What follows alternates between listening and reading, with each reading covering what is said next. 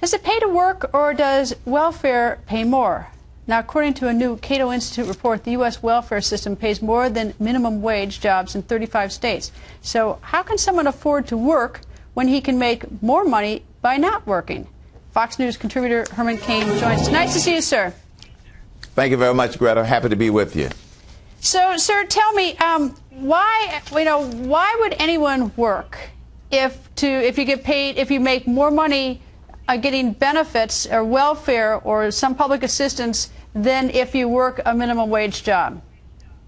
The only reason that someone would work when they can get that much off of welfare and public assistance is that their self-respect exceeded the amount of the benefits.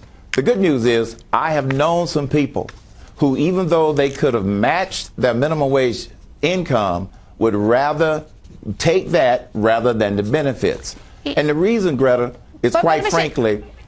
The problem, though, sir, is that some people can't afford to have that so-called self-respect you have because, they're really sort of down and out. I mean, yes, in sort of the grand scheme, it's much better to have sort of the self-respect about having a product. But if you've got, 4 little kids at home or something, what are you going to do? You're going to have your self-respect and work at a job, or are you going to make a little more money so you can do, or are you going to get benefits that do a little bit more for them?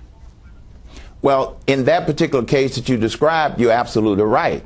There may be extenuating circumstances that they feel trapped and they can't go out and work because they might have the self-respect. But I know some people that have actually overcome that. But the fact that there are more incentives not to try than there are incentives to try and get off welfare, that's part of the problem. Here's the second biggest problem, Greta.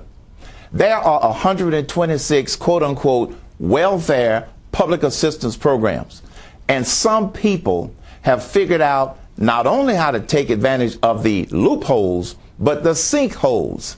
What Washington does not do is cross-compare people who apply for all of these programs. So it starts in Washington, D.C. in terms of making it too easy to take advantage of the system, and then some people, not all, would rather take advantage of the system than to allow their pride and self-respect to cause them to try to go out and make it.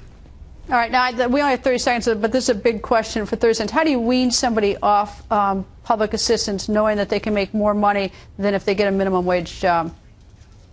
If they don't have the pride and the self-respect to want to get off of minimum wage or want to get off of welfare programs, Greta, they're not going to do it unless the programs run out or unless the programs gradually are reduced to give them an incentive to go out and try and work instead of taking welfare.